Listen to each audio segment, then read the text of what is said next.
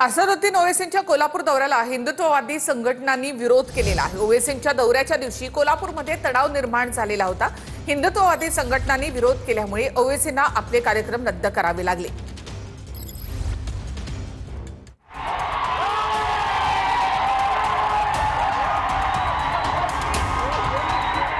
एमआयएमचे अध्यक्ष असदुद्दीन ओवैसींच्या दौऱ्या दिवशी कोल्हापुरात तणाव निर्माण झाला। असदुद्दीन ओवैसी बागल चौकातील मशिदीत नमाजसाठी येणार होते, मात्र याला हिंदुत्ववादी संघटनांनी विरोध केला। ओवैसी हे भडकाऊ भाषण करतात, त्यांच्या भाषणामुळे तणाव निर्माण होऊ शकतो। नवरात्र उत्सवात त्यांच्या कार्यक्रमांना परवानगी देऊ नये अशा मागण्या करत हिंदुत्ववादी संघटनांनी विरोध केला। कोल्हापुरात एमआयएमच्या नव्या कार्यालयाचं उद्घाटन होणार होतं। त्यानंतर पत्रकार परिषद घेत ओवैसी इचलकरंजीत सभा घेणार होते। याला हिंदुत्ववादी संघटनांनी विरोध केलाय। याची मागच्या भागील इतिहास जर त्यांचा पाहिला तर कायम देव देश धर्माच्या विरोधात ते बेताल वैद्य करत आलेले आहेत। आमचं असं मत आहे की इथल्या स्थानिक मुसलमानांनी सुद्धा त्याला विरोध करावा, कारण त्यांनी विरोध केलेला सुद्धा आहे। इथं येऊन ते काहीतरी 15 मिनिटं हटाव, काहीतरी आय लव्ह यू वगैरे असल्या काहीतरी विषय ते काढतील आणि इथलं जे धार्मिक आणि सलोख्याचं वातावरण ते बिघडून टाकणार। म्हणून जर ते तिथं आलेच तर आम्ही इथं महाआरती करू असा आम्ही इशारा दिलेला आहे। भारत देश हा हिंदू बहुल म्हणजे मोठ्या संख्येने हिंदू असणारा देश आणि इथं हा ओवैसी कायम हिंदू विरोधी बोलतोय। म्हणून कोल्हापूरमध्ये येणार असं समजल्यानंतर आम्ही SP साहेबांना निवेदन दिलं की त्याला इथं कोणत्याही कार्यालयाच्या उद्घाटनाला येऊ द्यायचं नाही आणि बागल चौकात नमाज पढण्यासाठी येणार होता तर त्याला आम्ही हिंदुत्ववादी संघटनांनी विरोध केला आणि जवळजवळ इथं बागल चौकातला त्याचा कार्यक्रम रद्द झालेला आहे।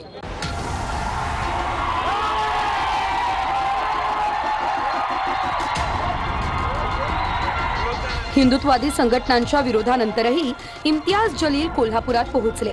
यावेळी त्यांच्या स्वागतासाठी एमआयएम कार्यकर्त्यांनी जोरदार घोषणाबाजी केली।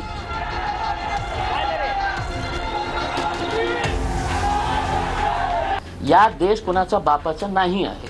पुन्हा एकदा आपल्या चॅनलमध्ये सांगतो, या देशामध्ये राहणारा सगळं जाती धर्माच्या लोकांचा हा देश आहे। त्याच्यामध्ये मुस्लिम समाज ही इतकंच त्या देशावर त्यांचाही अधिकार आहे। आणि तुम्ही विरोध करत असेल तर तुम्ही मला सांगा की इम्तियाज जलीलच्या किंवा असदुद्दीन ओवैसीच्या या कारणाने आम्ही विरोध करत आहे। अरे कोणीही चिल्लर चालर उठतो, पोलिसांकडे जातो आणि त्यांना माहित आहे की आपण पोलिसांकडे जाऊन असं मेमोरंडम दिल्यानंतर बाहेर एक 25 मीडियावाले उभे आहे, एक नवीन नेता तयार होतो काहीतरी घाणेरडं बोलून। तर सोलापूरमध्ये शिवसेनेच्या ज्योती वाघमारेंना जिल्हाधिकाऱ्यांनी चांगलंच फटकारलं। आम्ही लोकांना पाण्यामधून बाहेर काढलं, तुम्ही नाही। राजकारणाची वेळ नाही, तुमची मदत वाढवा असं जिल्हाधिकारी म्हणाले।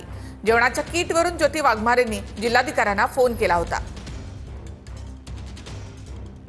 आता आमच्या जे प्रायोरिटी आहे ना, प्राधान्य जे आहे ना तो आहे माडा करमाडा, जिथे एवढा जास्त मोठा पूर झाला होता आणि पुन्हा पूर येत आहे। तर तुम्ही तिथे आप लीडर है, आप लोगों को थोड़ा समझाओ की भाई ये परिस्थिती ऐसा नको की मी कलेक्टरला कॉल केला आणि तुम्ही बोला कलेक्टरशी है ना। नाही सर, मी समजून घेते। काम करा तुमच्या शिवसेना पार्टीच्या मार्फत तुम्ही करा ना तिथे। सर मदत घेऊनच आलोय सर, तुम्ही सांगायच्या आधी आम्ही किट घेऊन आलोय। नाही तुम्ही तुमच्या पार्टीच्या मार्फत पार्टीकडूनच मदत घेऊन आली आहे साहेब।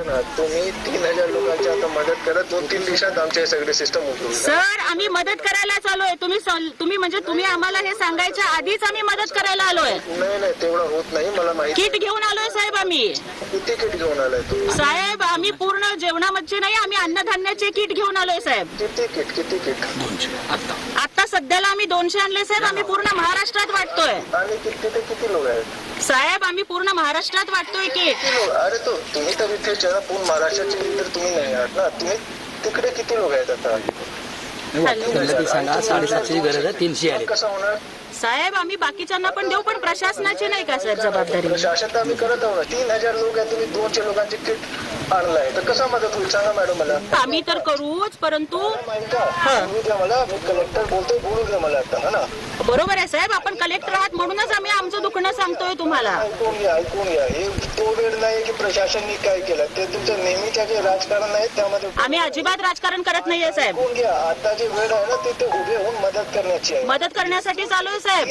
3000 लोकांमध्ये तुम्ही 200 किट वाटप करतात साहेब। आम्ही सगळ्यांना वाटतोय।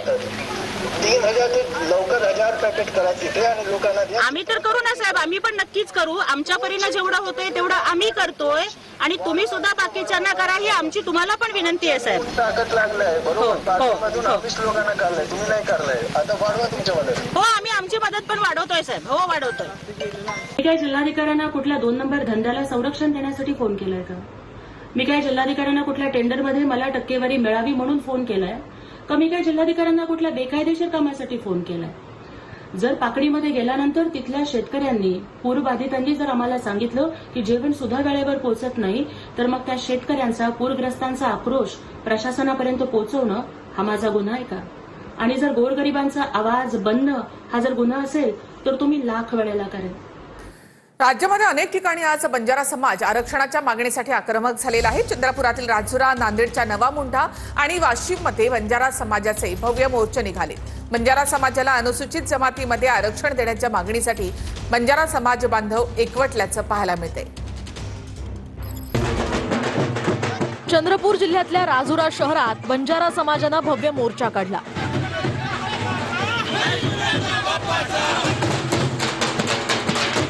बंजारा समाजाला अनुसूचित जमातीत आरक्षण देण्यासाठी बंजारा समाज एकवटला. पारंपरिक वेशभूषेत बंजारा समाज राजुरा उपविभागीय कार्यालयावर धडकला. हैदराबाद गॅझेटनुसार आरक्षण देण्याची मागणी यावेळी बंजारा समाजानं केली. दरम्यान संत सेवालाल महाराजांच्या जयघोषानं यावेळी राजुरा शहर दुमदुमलं. हैदराबाद गॅझेटच्या नुसार बंजारा समाजाला अनुसूचित जमातीच्या प्रवर्गामध्ये, एसटी प्रवर्गामध्ये सामील करून घ्यावं अशी शासनाला विनंती करीत आहोत. आमची मागणी रास्ता शासन जर न्याय देत नसेल तर आम्ही सुद्धा मोठ्या प्रमाणामध्ये मुंबईमध्ये संपूर्ण जाम करू, चक्का जाम करू. नांदेडच्या नवा मुंढा भागात सुद्धा एसटी आरक्षणासाठी बंजारा समाज एकवटला. हैदराबाद गॅझेटनुसार बंजारा समाजाचा एसटी प्रवर्गात समावेश करण्याची मागणी आंदोलकांनी केली.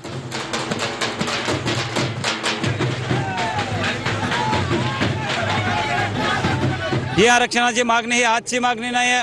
मागच्या 100 वर्षापासून बंजारा समाज हे एसटी प्रवर्गातली जी मागणी आहे ती या ठिकाणी लावून धरत आहे. ज्याप्रमाणे मराठा समाजाला आपण आरक्षण दिलंय, आमचंही नाव त्या ठिकाणी एसटी प्रवर्गामध्ये येते. आम्ही रास्त मागणी आहे.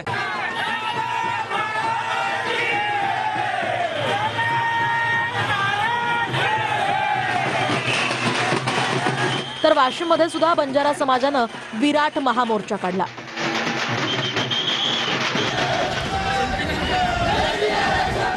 वाशिम कृषी उत्पन्न बाजार समितीपासून या मोर्चाला सुरुवात झाली. त्यामध्ये पुसद नाका, आंबेडकर चौक, पाटणी चौक, अकोला नाक्यामार्गे हा मोर्चा निघाला.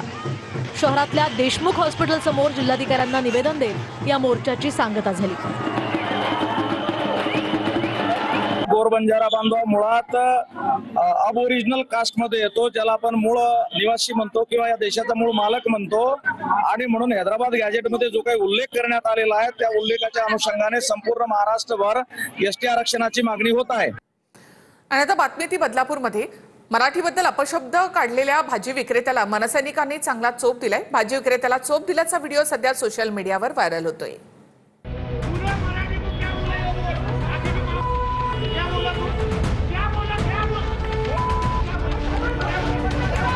बदलापुरात मराठीबद्दल अपशब्द वापरणाऱ्या भाजी विक्रेत्याला मनसैनिकांनी चोप दिला.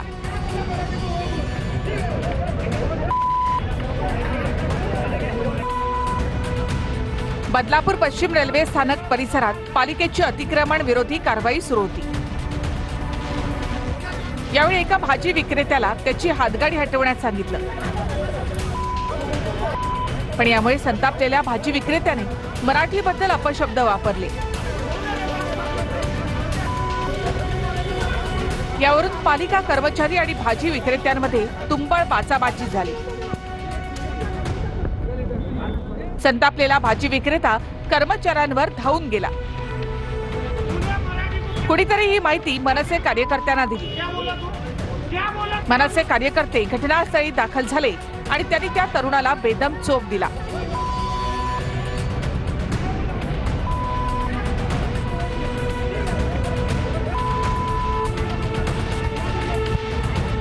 हा सगळा प्रकार कॅमेऱ्यामध्ये कैद झाला आणि व्हिडिओ सोशल मीडियावर व्हायरल झाला. असं बोललं जातं की हा तरुण परप्रांतीय आहे. या घटनेनंतर मनसे कार्यकर्त्यांनी रेल्वे स्थानक परिसरातील सर्व हातगाडीवाल्यांवर कारवाई करण्याची मागणी पालिकेकडे केली आहे. मात्र पोलिसांना या प्रकरणाची अद्याप माहिती मिळाली नाही.